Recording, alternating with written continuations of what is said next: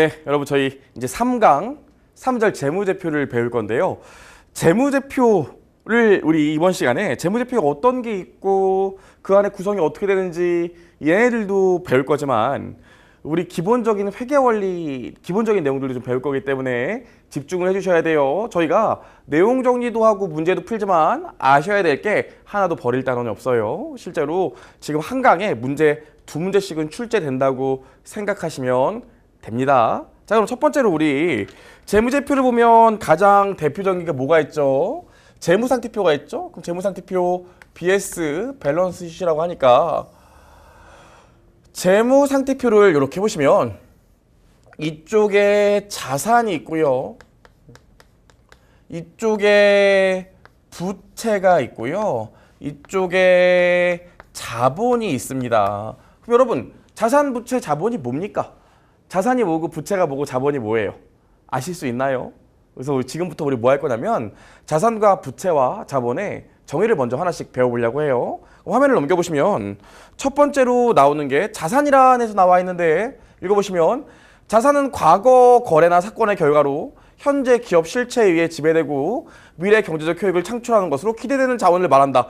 이게 무슨 소리입니까? 잘 이해가 안 되실 거예요. 그래서 제가 예를 먼저 좀 들어볼 건데 예를 제가 이 고등학교 2학년 때 우리나라에 이 PCS 핸드폰이 처음으로 이제 보급됐죠. 저 같은 고등학생도 드디어 핸드폰을 가질 수 있게 됐어요. 제가 어느 고등학교 나왔냐면 저기 경남에 있는 거창고등학교 나왔는데 지금은 자립형사롭고 비슷한 데인데 그때는 그냥 시험 봐서 들어가는 학교였는데 제 자랑 아니에요. 기숙사 있는 학교였다고요. 기숙사에 있는 학교. 근데 문제가 뭐냐면 기숙사는 기숙사인데 한 반에 10명, 한 방에 10명이 들어가 있었죠. 완전히 군대였어요. 근데 제가 이제 고등학교 2학년 때 저희 그 방 처음으로 PCS 핸드폰을 사갖고 딱 갔다고요. 제가 핸드폰을 엄마가 사줬고요. 저는 돈 안 들었죠. 그 다음에 제 명의로 핸드폰을 개설했어요. 물론 엄마가 돈을 대주시지만요. 그리고 이제 딱 기숙사에 들어갔더니 친구들이 그러는 거예요. 우와, 야, 너 핸드폰이야? 핸드폰 번호 좀 줘 하면서 핸드폰 번호를 그때 당시엔 또 다이어리라고 있었다고요. 다이어리에 핸드폰 번호를 막 적어가더라고요. 근데 생각해보면 우리 호실에 10명이 있는데 10명 중에 핸드폰 있는 사람은 나밖에 없어. 나머지는 핸드폰이 없어요. 근데 걔네들이 제 핸드폰 번호 적어가면 뭐합니까? 저한테 전화할 것도 아닌데 바로 옆에서 자고 있는데 그쵸? 공중전화 하나 있는데 학교에. 근데 핸드폰 번호를 막 적어가더라고요. 근데 그때는 아무 생각 없이 핸드폰 번호를 알려줬어요. 근데 그 다음날 저녁부터 이제 문제가 벌어졌죠. 뭐냐면 그 다음날 저녁부터 전화가 막 오는 거예요. 저한테. 전화가. 받아보면 네 여보세요. 그럼 인돈이니? 나 동원이 엄마인데 동원이 좀 바꿔줘. 그 또 끊고 나면 인돈이니? 나 태명이 엄마인데 태명이 좀 바꿔줘. 이 완전 콜센터 같더라고요. 심지어 제가 진짜 많았던 건 이 부산에 여자친구 있는 친구가 있었는데 그 친구가 저한테 밤에 야, 내 여자친구가 전화하기로 했으니까 핸드폰 좀 빌려줘. 넌 어차피 전화비 안 들어. 난 어차피 여자친구가 전화하니까 내가 밤에 통화만 할게 그러더라고요. 제가 그 얘기까지 듣고 나니까 너무 화가 나서 그 기숙사에 10명 다 모였을 때 제가 얘기했다고요. 야, 이게 내 거지 니네 거야? 니네가 왜 니네 마음대로 내 핸드폰을 써? 이렇게 얘기를 했다고요. 그랬더니 그 친구 중에 한 명이 유난히 깐족거리는 친구가 저한테 그런 얘기 하더라고요. 야, 너는 그게 아직도 네 거 같냐? 네 거 아니야. 지금 제가 얘기한 이 사례에 자산의 정의가 다 들어가 있어요. 여러분, 이 문장을 봐가지고는 시험 문제 맞출 수 없어요. 넘겨보시죠. 넘겨보시면 여러분 제가 여러분이라면 쓸 것 같아요. 표를 내가 여러분이라면 이 표 좀 그릴 것 같아요. 첫 번째로 자산을 정의할 때 과거 사건의 결과 반드시 과거에 일어난 일이어야지만 자산의 정의를 만족합니다. 여러분 써놓으셔야 될 게 과거 사건이라는 게 과거에 일어난 일 이렇게만 생각하시면 안 되고요. 미래에 대안이 없는 회피 불가능한 사건을 과거의 사건이라고 그래요. 과거에 일어난 일을 얘기하는 게 아니라 미래에 회피 불가능한 일이어야 합니다. 그럼 제가 과거에 핸드폰을 샀기 때문에 환불할 수 없잖아요. 그래서 과거 사건의 결과는 자산의 정의에 필수적이에요. 현금 지출 여부는 어떻게 됩니까? 제가 사용한 거 아니라고요. 그쵸? 제가 돈 낸 거 아니라고요. 저희 호실 친구들도 돈 낸 게 아니기 때문에 현금 지출 여부는 상관이 없어요. 물론 저희 시험에는 출제가 안 됐지만 세무사 시험 같은 경우에는 주주로부터 무상으로 증여받은 자산의 정의에 만족한다고 볼 수 있는가? 이렇게 문제가 나온 적이 있어요. 어떻게 될까요? 주주로부터 무상으로 증여받은 자산이래. 자산의 정의를 만족합니까? 안 합니까? 만족하죠. 왜? 자산의 정의를 충족할 때는 현금 지출 여부는 필수적인 사항이 아니에요. 따라오실 수 있겠죠? 세 번째 법적인 통제요. 제 친구 생각해 보시면 돼요. 제가 볼 때 실제로 제 핸드폰은 제 게 아니라 저희 호실 친구들 거였다고요. 왜? 법적인 통제. 제 명의였지만 다른 친구들도 모두 다 사용하잖아요. 그래서 자산의 정의할 때 법률적인 통제는 자산의 정의의 필수적인 요소가 아닙니다. 우리 뒤에서 특수회계 배울 때 공부하실 거지만 리스회계라는 걸 배울 거예요.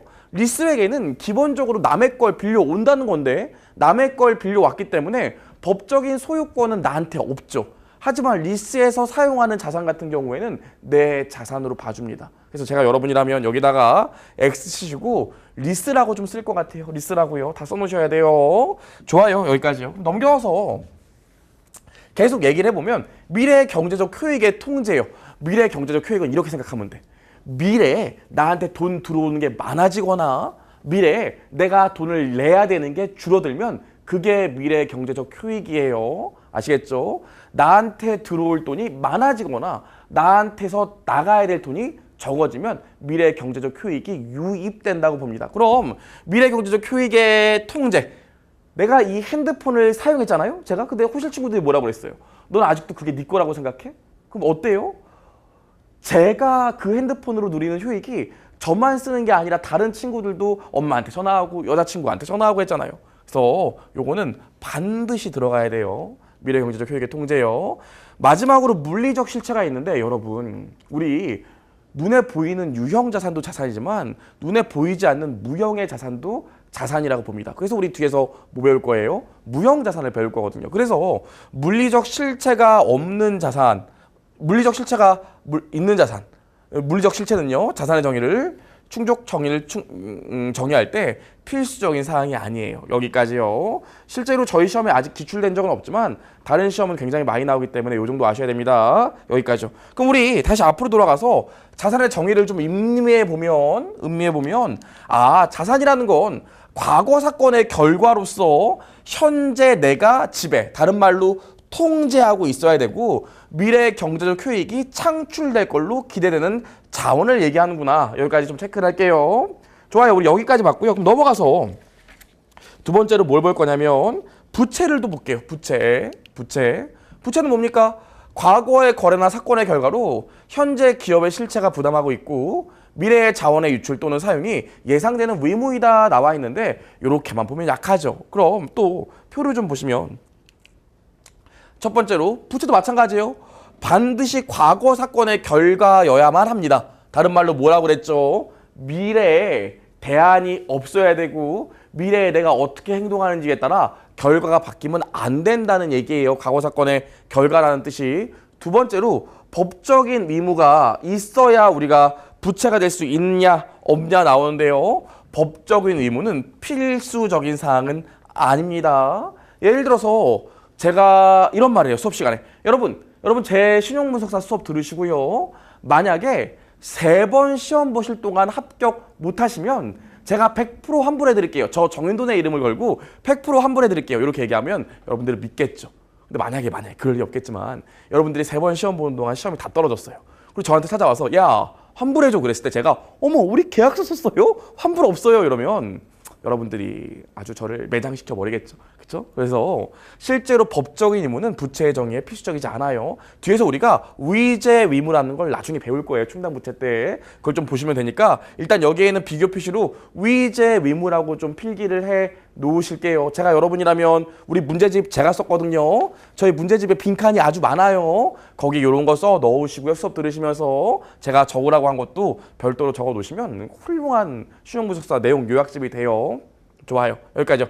세 번째로 현재 내가 의무가 있어야 됩니다. 이건 당연히 아실 거고요. 비교하실 게 단순 약속은 안 돼요. 현재 의무라는 건 뒤에서 배우겠지만 법적인 의무와 의제 의무로 나눠져서 법적인 의무나 의제 의무가 있어야지만 부채의 정의를 만족하는 거지 단순히 약속하는 건 안 돼요. 이거는 왜 자세히 설명 안 하냐면 뒤에 충당부채 가서 제가 아주 자세히 설명할 겁니다. 좋아요. 여기까지 체크를 하시고 넘어가 보시면 우리 미래 경제적 효익의 유출과 정확한 측정이 있는데 당연히 자산과 마찬가지로 부채도 미래 경제적 효익의 유출이 있어야만 합니다. 그래야지만 부채의 정의를 만족해요. 하지만 부채는 정확한 측정이 필요할까 안 할까요? 죄송해요. 자산과 다르게 부채는 정확한 측정을 하지 않아도 됩니다. 가장 대표적인 게 충당부채가 있는데 이것도 뒤에 충당부채 가서 배울 겁니다. 기업들은 소송충당부채라는 부채를 갖고 있어요. 소송충당부채가 뭐냐면 내가 지금 소송에 걸렸는데 이거 내가 패소하게 되면 돈을 10억 정도는 물어줘야 될 것 같아. 이 금액을 부채로 잡아놓을 수 있다고요. 이런 것들을 뭐라고 그래? 소송충당부채라고 합니다. 또 뭐도 있어요? 제품보증충당부채라는 것도 있습니다. 제품보증충당부채는 뭐예요? 우리 물건을 팔았는데 우리 물건 판 거에서 불나고 이러면 내가 AS 해줄게 하면서 물건 팔 때 아이고 내가 한 100개를 팔았으면 이 중에 20개는 내가 나중에 AS 해줘야 될 것 같네 하면서 요 비용을 미리 부채로 잡아놓죠. 이런 것들을 제품보증충당부채라고 하는데 여러분 요거 물건 팔리는 시점에 내가 실제로 얼마나 AS 해줄 건지 알 수 있을까요? 알 수 없을까요? 당연히 알 수 없죠. 그걸 다 알면 신이게요. 주식 투자해야지 지금 뭐하러 물건 팔고 있습니까? 그래서 실제로 부채는요. 정확한 측정은 필수사항으로 하지 않아요. 우리 나온 김에 조금만 정리하죠. 여기 정확한 측정에 써놓으세요. 그럼 야 우리 저번 시간에 개념체계 배웠는데 개념체계의 중요한 질적 특성 중에 하나가 신뢰성이었잖아. 그럼 부채는 정확한 측정을 못하니까 신뢰성이 떨어지겠네. 맞는 말일까요? 틀린 말일까요? 틀린 말이에요. 부채 정의에서 정확한 측정이 들어가지 않고 부채나 자산에 추정치가 들어간다고 해서 재무제표의 신뢰성이 하락하는 건 아닙니다. 요거 굉장히 많이 출제가 됐어요. 실제로 이 신용무속사 시험은 금융회사 다니시는 분들이 많이 보시잖아요. 또 금융기관에 취업하려고 공부하시는 분들도 많이 보는데 제가 저번에도 얘기했지만 금융기관 다니시는 분들은 신용무속사까지 따시고 나시면 세무사 공부하시려고 하시는 분들 좀 많더라고요. 왜냐면 저번에도 얘기했지만 저희 신용무속사에 나와 있는 내용 정도만 다 아시면 세무사 시험에 나오는 재무회계 전반적인 내용을 다 아신다고 보시면 돼요. 물론 깊이는 더 어렵겠지만. 그래서요 여러분 제가 저희 시험에서 공부하다가 세무사 시험에 나오는 얘기도 좀 해드릴게요. 세무사 시험에 지금 제가 말했던 얘기들이 굉장히 많이 나왔습니다. 좋아요. 여기까지 체크해서 우리 부채 정의까지 봤고요. 그럼 다시 앞으로 가서 한번 음미해 볼까요? 부채 정의를 다시 보시면 부채의 정의는요. 부채는 과거의 거래나 사건의 결과 필수사항 현재 기업 실제가 부담하고 있는 미래의 자원 유출 또는 사용이 예상되는 외모이다. 이제 체크하실 수 있겠죠. 요 문구를 외우시는 것보다 요 표를 외우시는 게 더 중요합니다.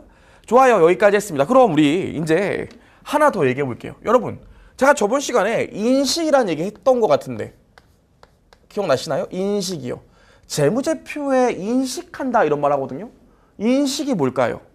여러분 우리 뒤에서 또 배우겠지만 인식이라는 건 재무제표에 자산이나 부채나 자본이나 손익계산서에 수익이나 비용으로 기록할 수 있는 걸 인식한다라고 얘기합니다. 자산이나 부채나 자본이나 수익, 비용으로 기록할 수 있으면 인식한다고 얘기해요. 이해하실 수 있겠죠? 그럼 내가 이건 자산이야. 자산의 정의를 충족했으니까 그럼 재무제표에 자산이라고 쓸 수 있을까요? 그렇지가 않다고요. 자산의 정의만 충족한다고 재무제표에 자산으로 쓸 수 있는 건 아닙니다.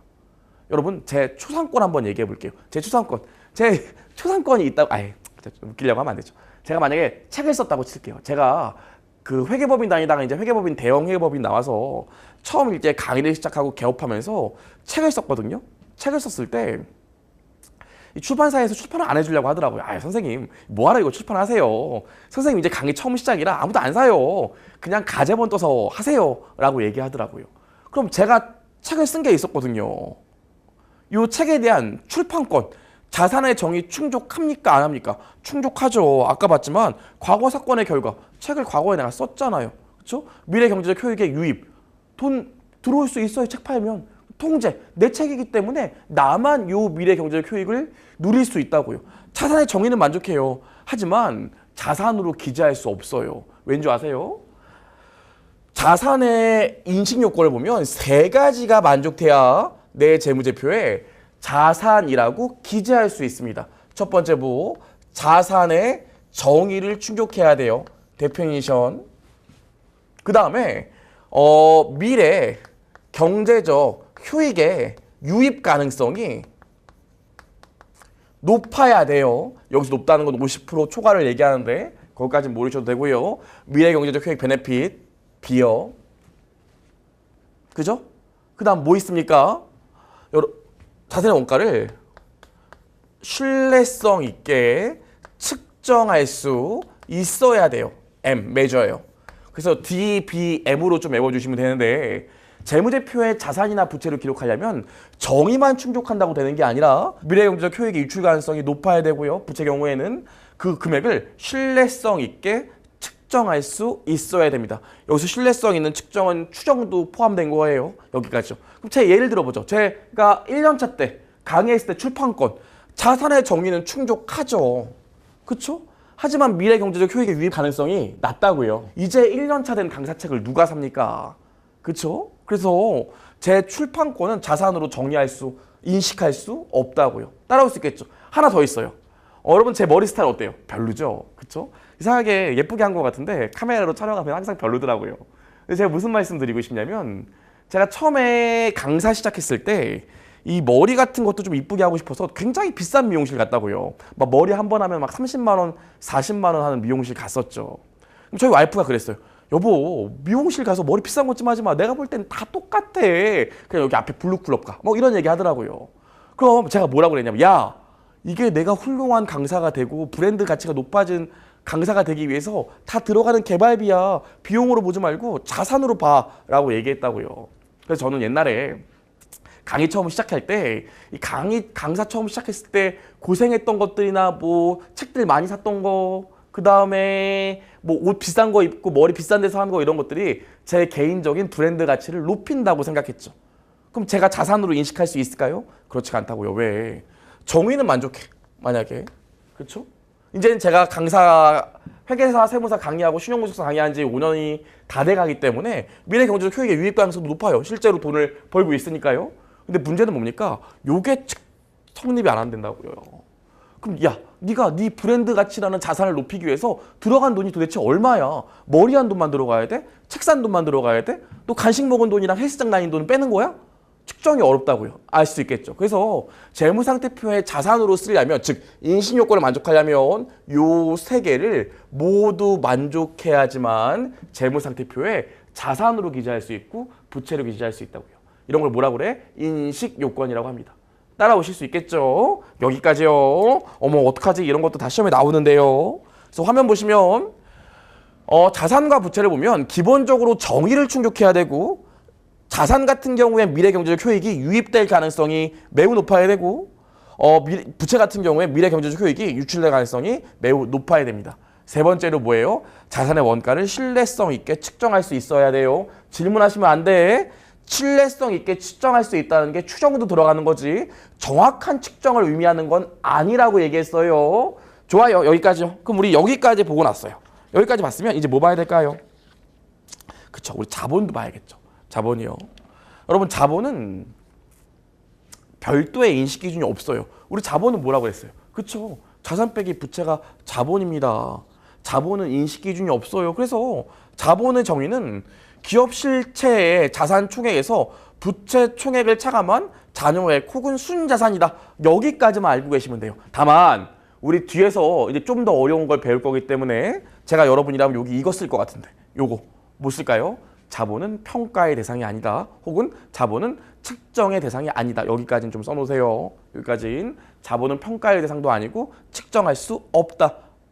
아시겠죠? 좋아요. 여기까지 했습니다. 자 그럼 우리 지금 재무제표를 배우고 있는데 우리 재무상태표 BS에 자산과 부채의 자본으로 쓸 수 있는 게 뭔지에 대해서 배웠어요. 다른 말로 자산과 부채와 자본의 인식 요건을 배웠다고요. 그럼 이제 우리 뭐 봐야 돼요? IS 손익계산서요. 원래 IFRS는 얘를 포괄 손익계산서라고 부르지만 우리 일반 기업 회계 기준은 그냥 손익계산서라고 부르죠. 보시면 손익계산서를 보면 여기 수익이 있고요. 여기 비용이 있어요. 그래서 우리 수익과 비용의 정의도 좀 알아봐야 된다고요. 화면 볼게요. 그럼 우리 여기 수익이란 뭔지 비용이란 뭔지 나와 있는데 제가 적어 드릴게요. 이거 좀 이따 읽으시고. 자, 보시면요. 수익이 뭘까요? 그 다음에 비용이 뭘까요? 얘네 정의를 저한테 물어보신다면 간단해요. 순자산, 다른 말로 자본이 증가하는 거래가 수익이고요. 비용, 다른 말로 순자산,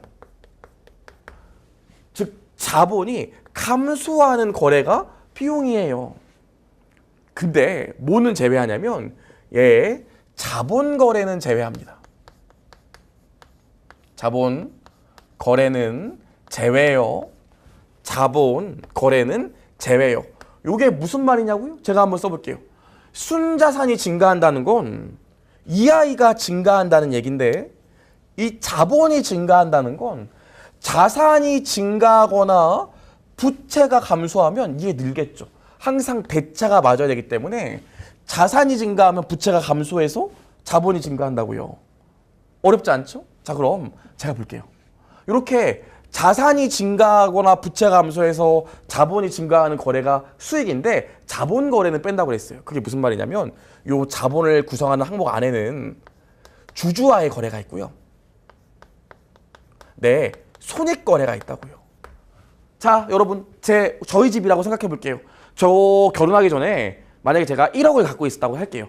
결혼하기 전에 1억을 갖고 있었는데 결혼해서 와이프랑 돈을 열심히 모아서 제가 월급을 2억 받고요. 생활비로 1억 썼다고 칠게요. 그래서 1억이 남았어요. 그럼 1억만큼 집에 현금이 남아있으니까 자산이 증가했겠죠. 어렵지 않죠. 그럼 반대쪽에 모두 증가했겠어요. 자본도 증가했겠죠. 이런 것들을 손익거래라고 한다고요. 실제로 제가 열심히 일해서 돈 벌었잖아요. 어렵지 않죠? 근데 자본거래, 주주거래는 뭐냐면 제가 신혼 때 열심히 돈 벌어서 1억 모았어. 근데 어머니가 아이고 비싼 건 1억밖에 못 모았네. 그냥 하는 소리예요, 여러분. 돈 없어요. 아이고 비싼 건 1억밖에 못 모았네 하면서 저희 어머니가 1억을 그냥 줬어. 그럼 또 여기 어디 뭐가 늘어요? 원래 제가 결혼할 때 1억이 있었는데 그래서 여기 자본에 1억이 있었다고요. 근데 제가 열심히 돈 모아서 1억이 늘어났어요, 현금이. 이게 어떻게? 손익거래에서 1억이 는 거라고요. 근데 어머니가 아이고 비싼 거 돈 없지? 엄마가 1억 더 줄게 하면서 어머니가 1억 줬어요.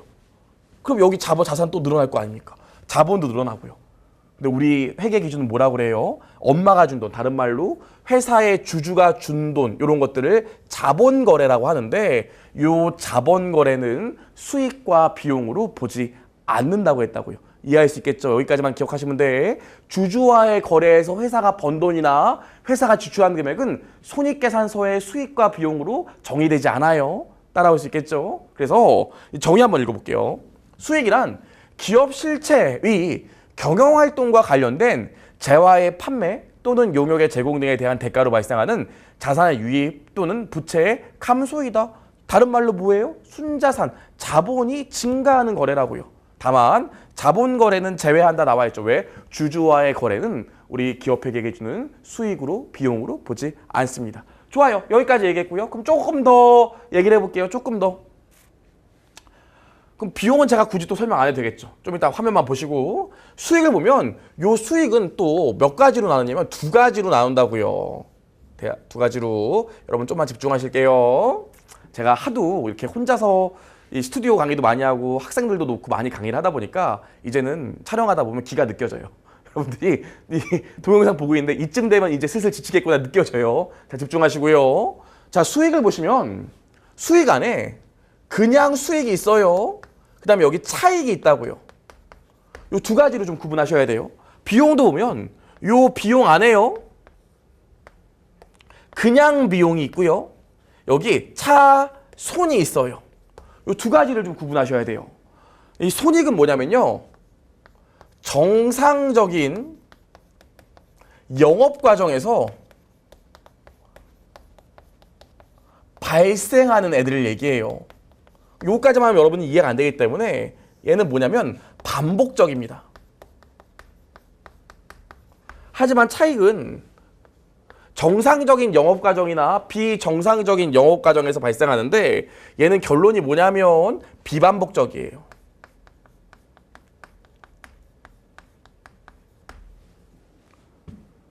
따라오시겠어요? 그래서 이 수익, 우리 일반적으로 수익과 차익을 뒤에 가면 나누게 되는데 수익은요, 정상적인 영업 과정이라는 게 뭐냐면 그냥 내가 일반적으로 장사를 한다고요.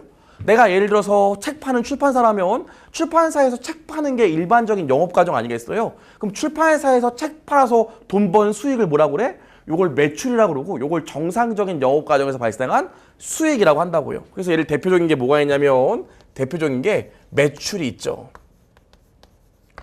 차익은 뭐냐면 어쩌다 한 번 일어나는 일이에요. 어쩌다 한 번. 자, 만약에 출판사라면 출판사가 책 파는 일은 계속 발생하는 일이잖아요. 하지만 출판사가 돈을 많이 벌어서 갖고 있던 건물을 팔고 더 좋은 건물로 옮겨간대. 그럼 건물 팔면 뭐가 나와요? 이거 원래 내가 2억 주고 샀는데 이번에 건물을 5억 주고 팔았어. 그럼 3억의 처분이익 나올 거 아닙니까? 어렵지 않죠? 건물 2억 주고 샀는데 5억에 팔면 3억 이득 날 벌잖아요. 이런 걸 처분이익이라고 하는데 요 처분이익은 언제 발생해요? 어쩌다 한 번 발생한다고요. 내가 늘 건물 파는 게 아니잖아요.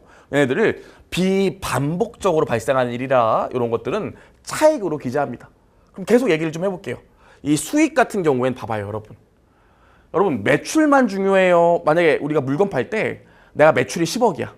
근데 매출 원가, 우리 저번 시간에 배웠으니까 물건 팔 때 들어가는 비용인 매출 원가가 8억이래요.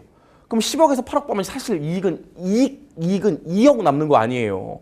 그럼 우리 2억만 보여주는 게 중요해? 매출 10억도 보여주는 게 중요해? 당연히 매출 10억도 같이 보여주는 게 중요하다고요. 정상적인 영업자에서 반복적으로 일어나기 때문에 우리가 이익 난 것도 중요하지만 매출 전체 볼륨을 보여주는 것도 중요하다고요. 여러분, 그 마찬가지예요. 공무원 학원 같은 경우에도 실제로 요즘에 광고비를 워낙 많이 쓰기 때문에 여러분이 생각하는 것보다 그렇게 이익이 나지 않아요. 그렇게 이익이 나지 않아. 그렇죠? 1등 하는 학원은 물론 차이가 많이 나지만 2, 3등, 4등 막 하는 학원들은 매출이 그 손익은 그렇게 차이가 안 난다고요.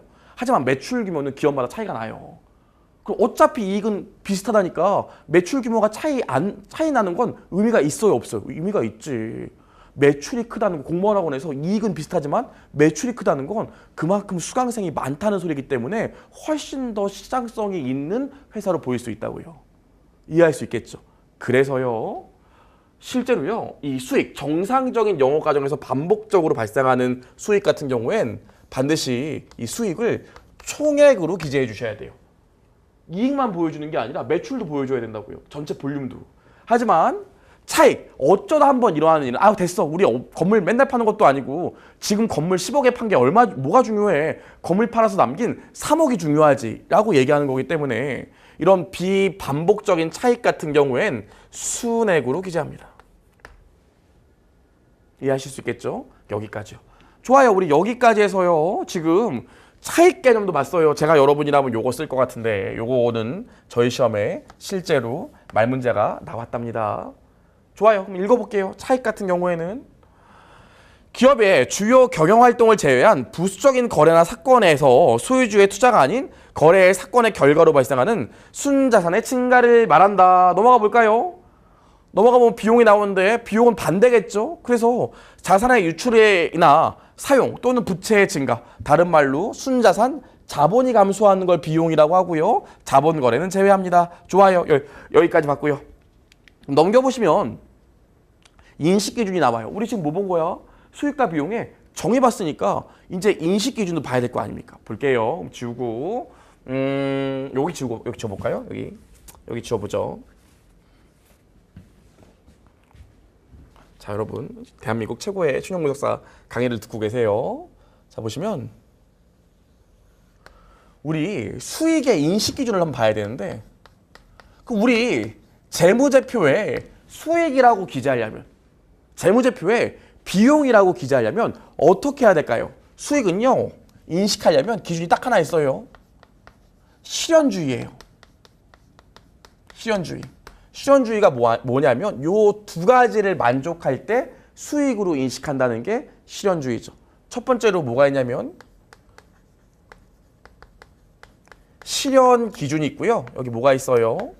가득 기준이 있어요. 실현 기준은 뭐냐면 권리예요. 가득 기준은 뭐예요? 의무입니다. 우리 수익은 실현 기준 권리와 가득 기준 의무가 모두 충족될 때만 수익으로 인식할 수 있습니다. 따라오실 수 있겠죠. 그럼 우리 볼게요.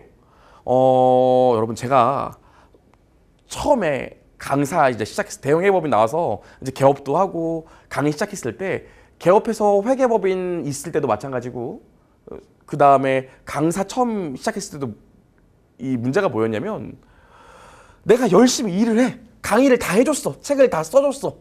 혹은 회계법인 세무조정 해줬어. 감사해줬어. 가등기준 충족한다고요. 내가 할 건 다 했어. 근데 어떻게 돼요? 돈을 안 주네. 그런 경우가 진짜 많았거든요. 그렇죠? 영세한 업체다 보니까 막 교육해줬는데 망하고 이런 경우가 많아서 요거 뭐 실현 기준이 충족 안 된 경우가 많았어요. 당연히 수익으로 인식할 수 있겠죠.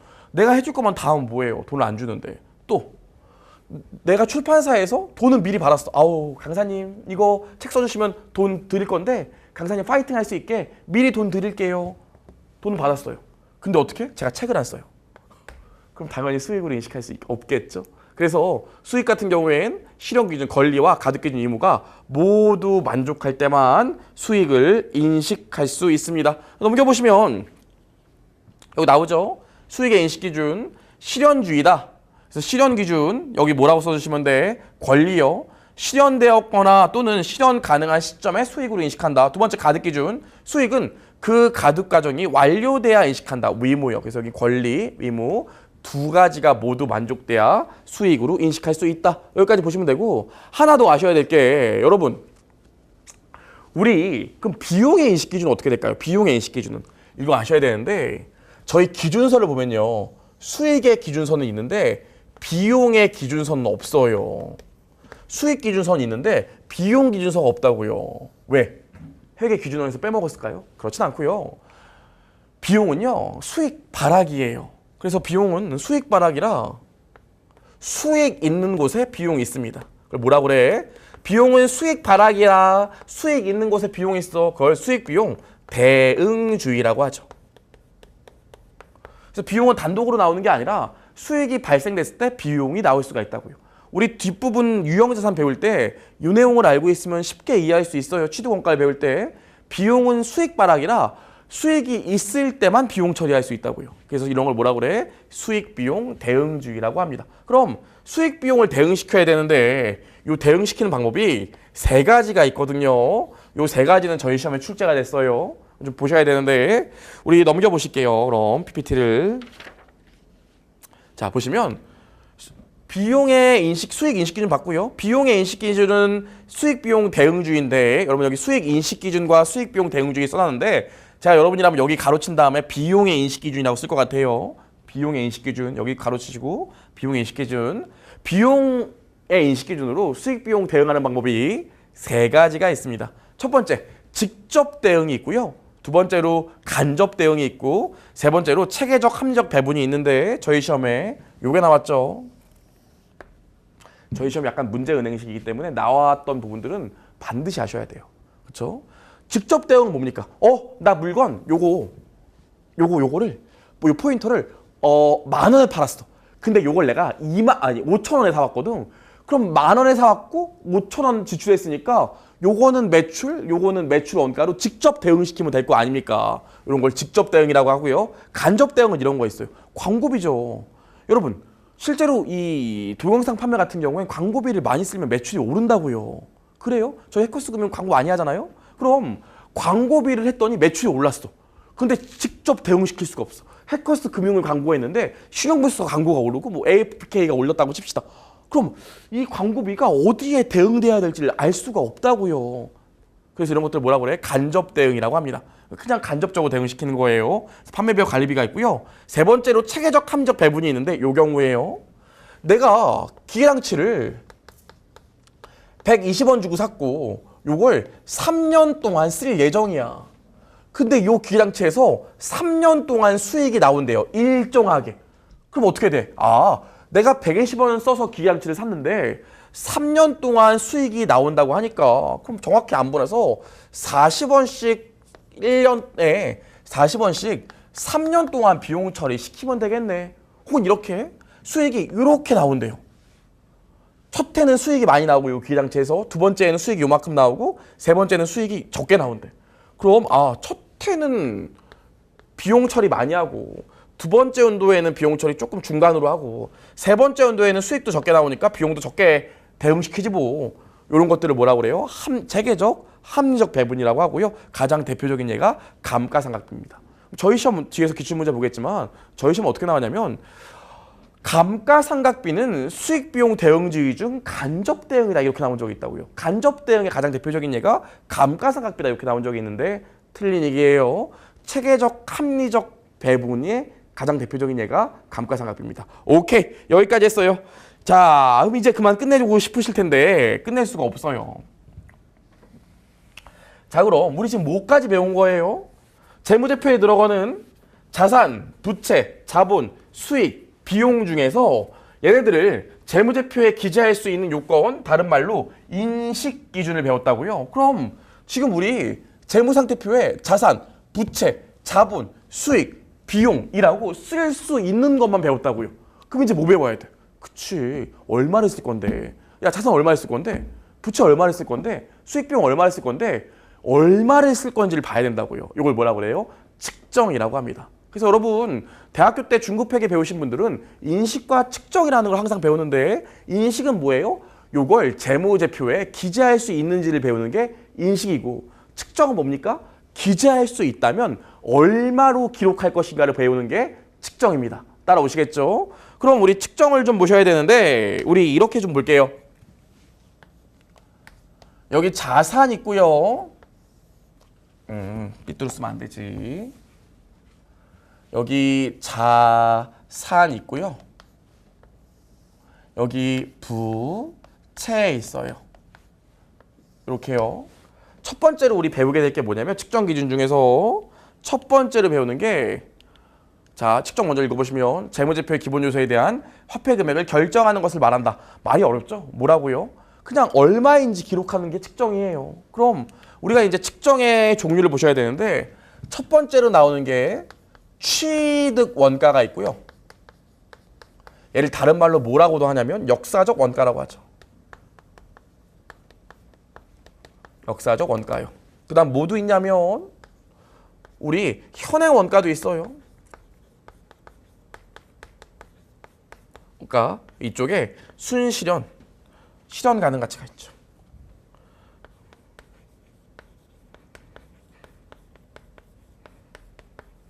이렇게 있어요. 이렇게. 이 세 가지를 좀 구분하셔야 돼. 제가 해볼게요. 자산 같은 경우엔 만약에 제가 스포츠카를 하나 페라리를 샀다고 치면 친구들한테 자랑할 거 아닙니까? 그럼 어떻게 물어보는 친구가 있어? 야, 얼마 주고 샀어? 또 이런 친구도 있어. 야, 이거 지금 사면 얼마야? 나도 한 대 사자.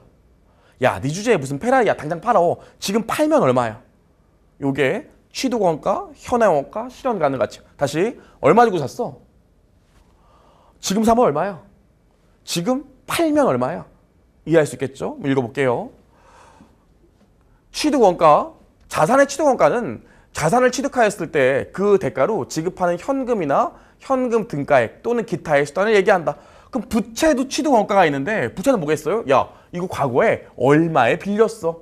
이게 부채의 취득 원가가 될 겁니다. 이거 읽어보시면 부채의 역사적 현금 수취액은 그 부채를 부담하는 대가로 수취하는 현금 또는 현금 등가액을 말한다. 얼마에 빌렸어? 따라오시겠죠? 여기까지요. 넘겨보시면 공정가치가 나오는데 일단 공정가치 먼저 읽어보시면 공정가치는 독립된 당사자 간의 현행 거래에서 자산이 매각 또는 구입되거나 부채가 결제 또는 이전할 수 있는 교환 가치를 말한다 이렇게 나와 있는데 그냥 이렇게 생각할게요. 공정가치는 우리가 지금 중급회계 세무사 회계사 중급회계를 배우는 게 아니니까 이렇게 생각할게요. 공정가치는 시장 가격이에요.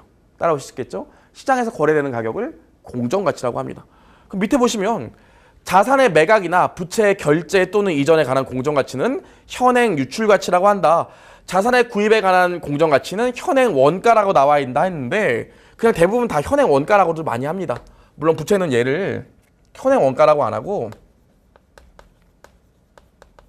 현행 유출 가치라고도 해. 아이고 글씨 너무 못 썼네요.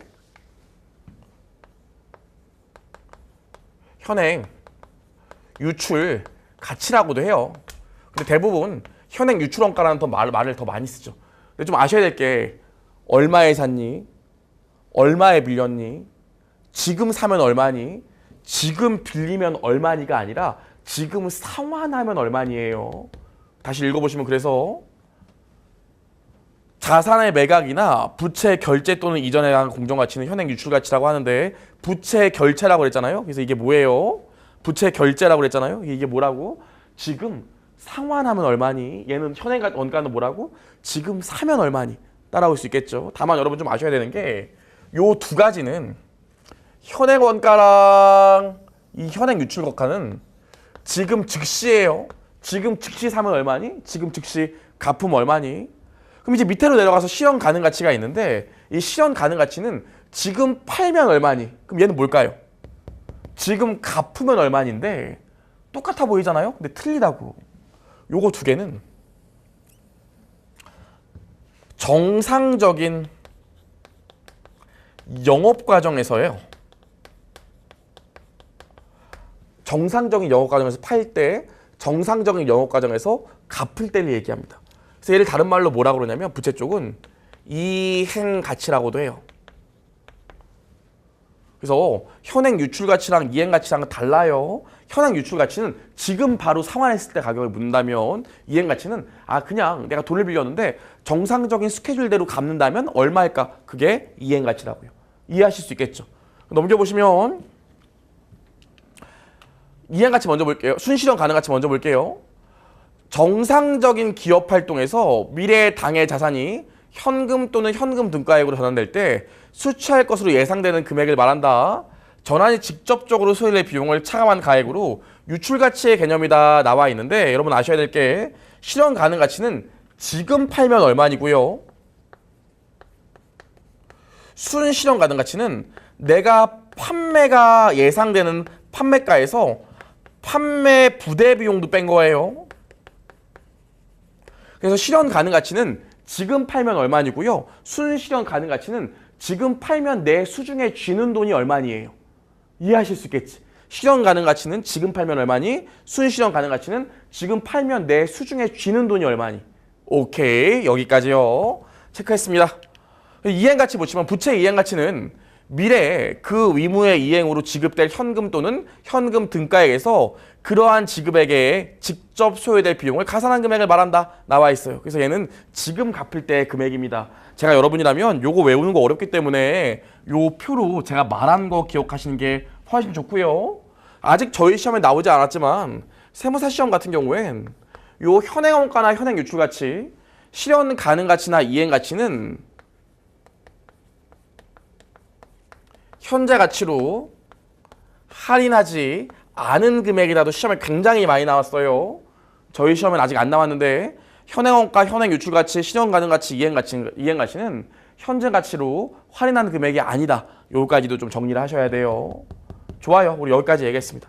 그럼 우리 여기까지 봤는데 저희 시험은요. 웃긴 게 뭐냐면 요렇게만 나오는 게 아니라 실제로 뒷부분이 나오는데 하기 전에 안 한 게 하나 있죠? 요 삼각후 원가요. 삼각후 원가는 지금 제가 얘기해봤자 여러분들 이해를 못해요. 정말로요. 뒤에 가서 우리가 금융자산이랑 사채 쪽을 봐야 이해할 수 있어요. 물론 중급회계나 회계 원리를 공부하신 분은 감은 오시겠지만 대부분 잘 모르세요. 그래서 여기다 이렇게 써놓을게요. 삼각후 원가에다가 괄호 치신 다음에 뭐라고 쓰시면 되냐면 변해가는 취득 원가라고 쓸게요. 삼각후 원가에다가 변해가는 취득 원가라고 쓸게요. 그럼 시험에 어디가 출제가 됐냐면 삼각후 원가의 정의가 출제된 적이 있는데 뭐가 여러분 함정으로 나왔냐면 요게 함정으로 나왔죠. 삼각후 가액의 측정에 사용되는 이자율은 현재 시장 이자율이 아닌 역사적 이자율이 나와 있는데 오답 유형으로 뭐가 나오냐면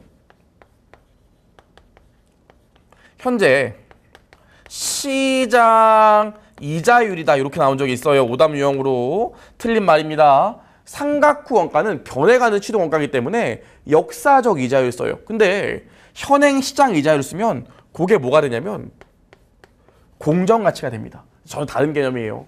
좀 어렵겠죠? 근데 우리 시험에 요건 출제가 됐기 때문에 체크를 좀 할게요. 삼각후 원가는요. 변해가는 취득 원가이기 때문에 역사적 이자율을 쓰지 현재 시점의 시장 이자율을 쓰지 않습니다. 현재 시점의 시장 이자율을 쓰면 그건 공정 가치가 됩니다. 따라오실 수 있겠죠? 좋아요. 우리 여기까지 얘기했습니다. 그럼 진짜 시험에 많이 나오는 부분을 이제 정리해야 되는데 여기까지 보시고 나면 요게 그렇게 시험에 많이 나왔어요. 얘네 6가지만 좀 외우고 계셔야 돼요. 아시겠지만 저희 신용분석사 시험은 기본적으로 금융연수원에서 나온 기본서를 기준으로 하기 때문에 금융연수원 기본서에 나와 있는 내용들만 출제가 됩니다. 그래서 금융연수원 교재에 이 6가지가 나와 있기 때문에 이 6가지만 보시면 돼요. 또 이런 생각을 하신다고요. 그럼 금융연수원 기본서 사서 봐야겠네요.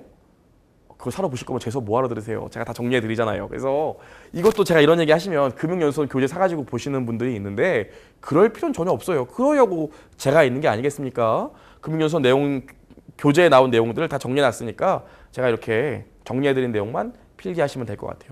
그럼 첫 번째로 선급비용, 미리 낸 돈이죠. 이건 취득 원가로 체크하고요. 매출 채권은 순실현 가능 가치로 우리가 측정하고요. 선수 수익, 미리 받은 돈이죠. 내가 재화나 용역을 제공해야 되는데 돈을 미리 받았어. 얘는 역사적 현금 수칙, 받은 돈으로 그냥 측정하는 거고요. 매입 채무와 미지급 비용은 내가 갚아야 되는 돈이기 때문에 이행 가치로 갑니다. 선생님, 갚아야 되는 돈이니까 현행 유출 가치를 쓸 수 있지도 않아요. 매입 채무나 미지급 비용은 정상적인 영업 과정에서 내가 영업하는 과정에서 발생하는 부채들이기 때문에 얘는 정상적인 영업 과정에서 갚아 나가기만 하면 된다고요. 그래서 현행 유출 가치가 아니라 이행 가치를 씁니다.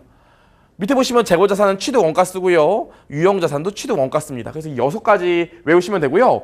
이제 여기까지 우리 내용 정리를 했으니까 제가 저번 시간에 2절에서 문제 안 푼 거 있죠.